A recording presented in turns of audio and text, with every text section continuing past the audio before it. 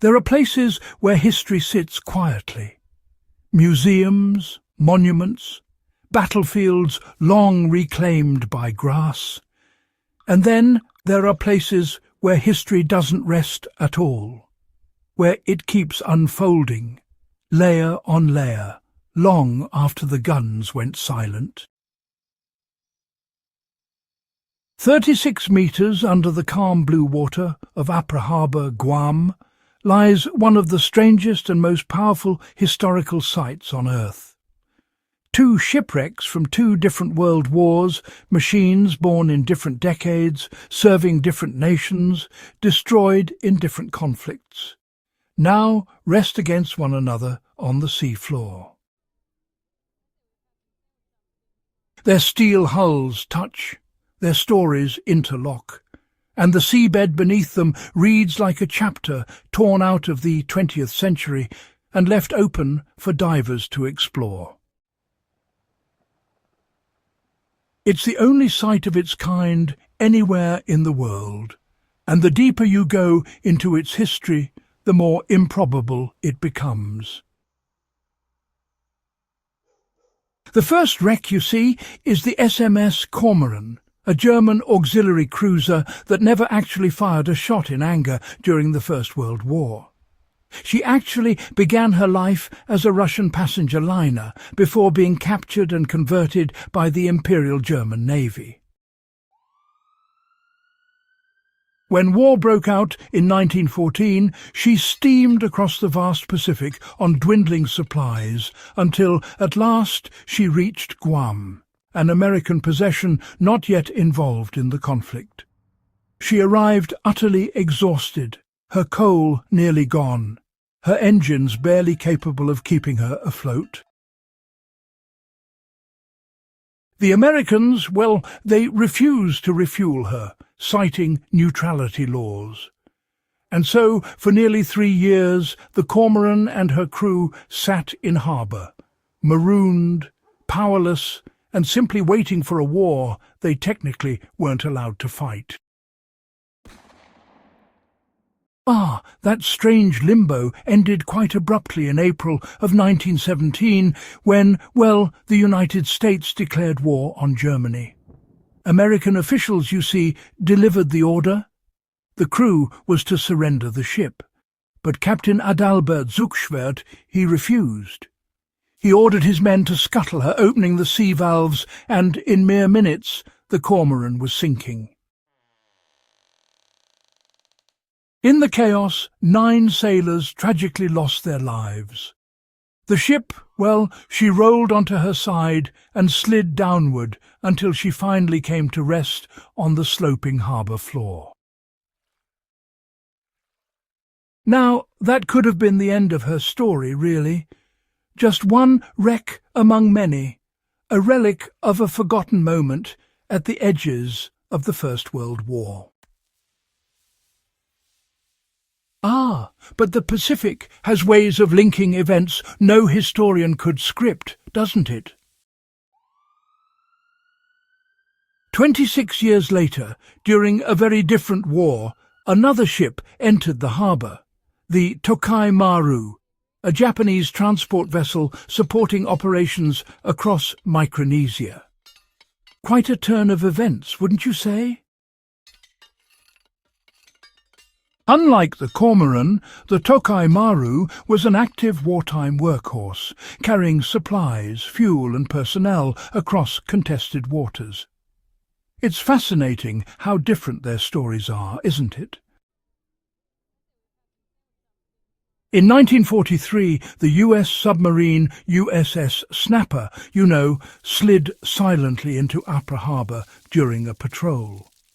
Despite the presence of those protective reefs and shore batteries, Snapper managed to fire a spread of torpedoes. Tokai Maru took the hit, burned and, well, sank where she stood. When she settled, the harbour's slope carried her backward and sideways, straight into the final resting place of the Cormoran. Her stern came to rest directly against the older German wreck's hull. Two ships from two enemy navies, two wars, two eras, one seafloor. If someone had suggested placing them in a museum side by side, it would have sounded, well, a bit contrived. But the Pacific doesn't care about narrative convenience. Currents, gravity and topography made the decision for us.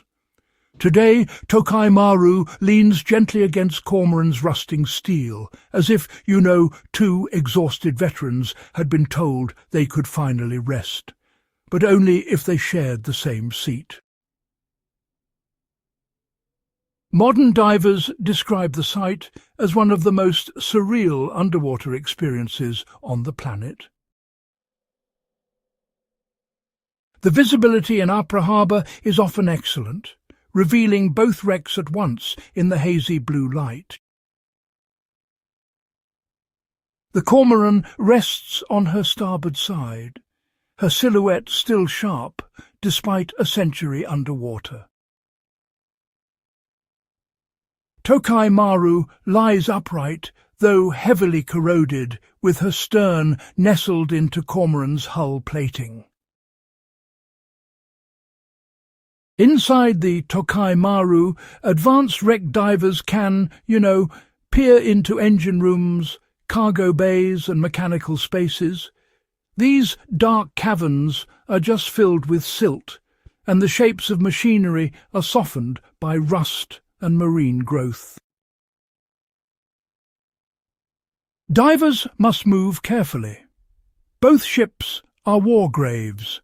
Both contain the remains of men who sadly never returned home, and both are historically protected.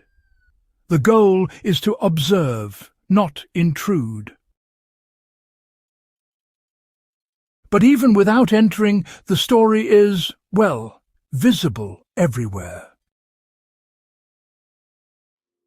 The contrast between the two ships is, well, really striking. Cormoran's early 20th century German construction, with those riveted plates, elegant curves, and, the smaller-scale machinery, sits right beside the massive welded structures and the utilitarian wartime design of the Tokai Maru. One wreck is from the age of steam and coal, while the other is from the age of diesel and industrial total war. The seabed, in a way, essentially preserves the technological evolution of military shipping. It's almost like standing between two chapters of a warship design manual, except here the pages are made of steel the size of buildings. The most powerful part of the dive, however, isn't the technology or even the rarity. It's really the realization that these two ships were never meant to meet. One was trapped by diplomacy, the other was destroyed by torpedo. One belonged to an empire that had vanished decades before the other ship was even built. On land, their histories never crossed. Yet underwater they became inseparable, accidental neighbours for eternity. What makes the story even more meaningful is that the site is not simply a tourist attraction. It's a memorial. Just a little reminder that the Pacific theatre of the 20th century, well, it really unfolded in layers that still sit one on top of another. The ocean, you see, did not erase anything. It preserved it. If you've followed strange history for a while, we chase these kinds of stories, not the loud ones, but really the quiet intersections where massive world events collide in unexpected ways. Places like Apra Harbor matter because they show how history doesn't end when the war does. It keeps drifting, sinking and settling into new forms. Two wars, 2 wrecks, 1 resting place. And honestly, a story no surface museum could ever tell half as well. If you want more deep, evidence-backed dives into forgotten history, do subscribe to Strange History and share this video with fellow historians. The past is still down there, and we're just getting started.